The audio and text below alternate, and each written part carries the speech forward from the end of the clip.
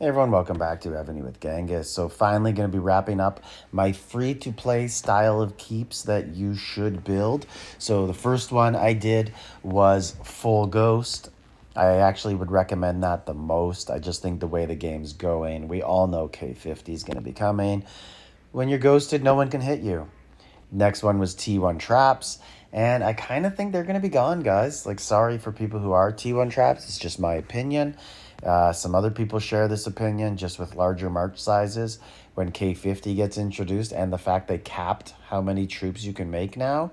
I think it's going to be really hard to sustain those T1 traps that can put up a good defense. And the next one, the one I'm covering now, is going to be a larger city. It has lots of troops. It sits in the hive in battlefield. It joins rallies. And let's get to it. So the reason I did it now was we just played a Vietnamese server in SVS and Battlefield. Same alliance, both times on the weekend. And it gave me an excellent chance to get some scout reports because one thing Vietnamese players know how to do, they know how to build economically. They know how to build so they don't give up too much points if they don't spend enough money. So let's get to it. So I saved 3 different types of keeps that they have and actually saved this battle with one of them. So no idea what's going on. Let's take a look. So it looks like we rallied and it was a little bit of a tie, so accidental save. Anyways, let's look at the 3 saved ones. So this is a 16.2 billion city, K4, a level 42. I think it's also a K42 or 41. Right there, you can see the size. And this is who he has on the wall. So we went with Maurice de Saxe and Isaac Brock. Let's look at his troops. And first thing I noticed with this is he does have calves at the high level.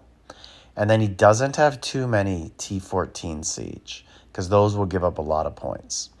But then he has a lot of T13 to join rallies with and not too many 12s, but then again some 11 siege to join rallies with. So that's pretty much what you need to see of what he has. And then his layers are super thin, like 100,000 on most, right? On the siege and horse. They're very small, but he has lots of ground and archers throughout.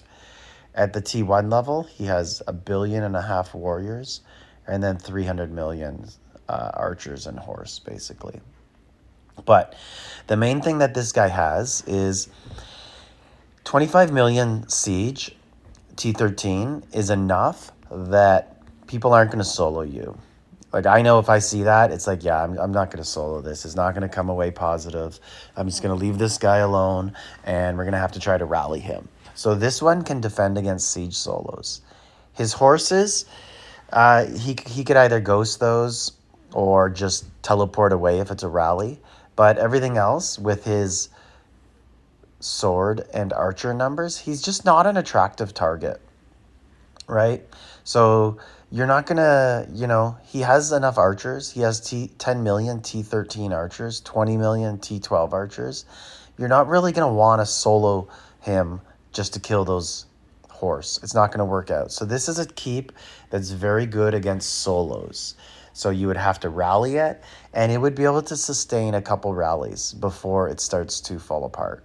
So I really, really like how this one's built. And one of the things that I do like, it has just enough horse to make it a juicy target.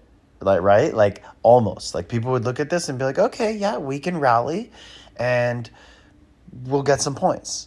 But you might not, because he could ghost or he could move and swap. So it's sort of a tricky keep to attack. You would attack it, of course, because you're not going to be afraid of it if you can put 40, 50 million troops. But this is the type of decoy city, and also one that if it has a couple larger players like K44s, K45s, this city will do really well with reinforcements. Some siege reinforcements.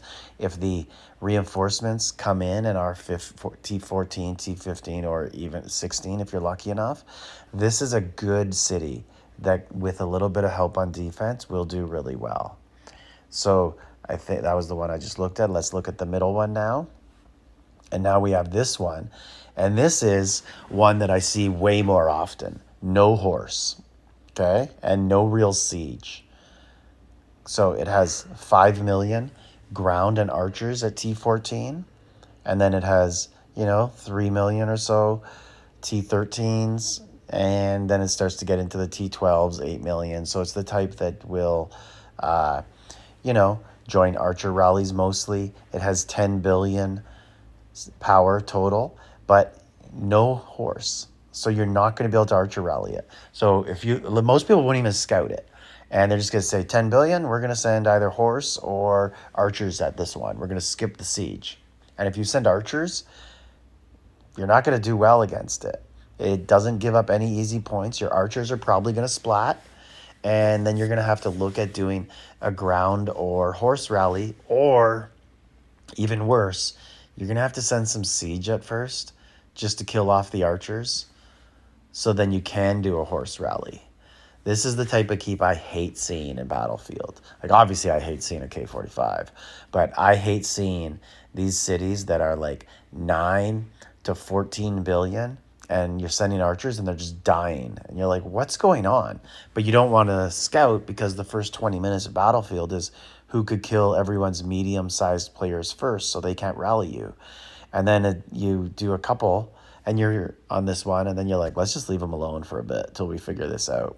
So this is probably my favorite type of mid-sized free-to-play keep. No horse. There's just, there's no easy points being given up there. And it's something you don't want to go against. Then the next one here, the last one. This one is actually a better example of the one I just showed you, because it just really thinned out the stuff you don't want, and it really, really heightened the archer levels.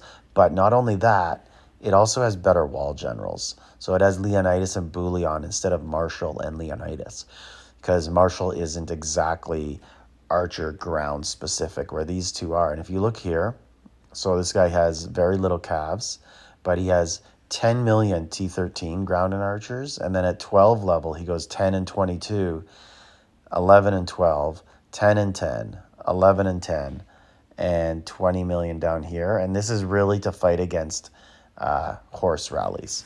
And if you look here, again, he's 10 billion, so exact same size.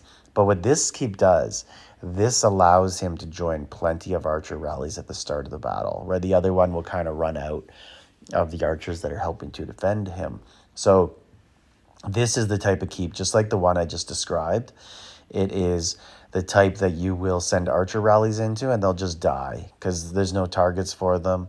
And this guy's going to get reinforced with siege and or ground, and you're just going to run right into those defenses and you're not going to do well. So the key with having a free-to-play larger city is not having all the troops, okay? So you got to either have no siege or no horse, or both.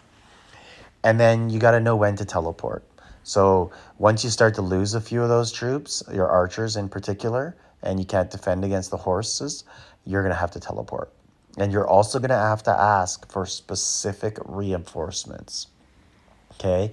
And obviously, it goes without saying, if you're going to face, if this city is going to go up against, an 80 million rally capacity, yeah, it's going to get zeroed. But you know what? A lot of people are. But if you can go against, if you can go against 50 million rally capacity, you'll do pretty good with it. Or if you just get a few reinforcements, the proper ones, you'll do very well also. So these are, I guess, two different cities that I would recommend, because two of them were kind of the same. One was just a better example of it, more further along the road. But let me know in the comments what you guys think about this. Like, subscribe, leave a comment.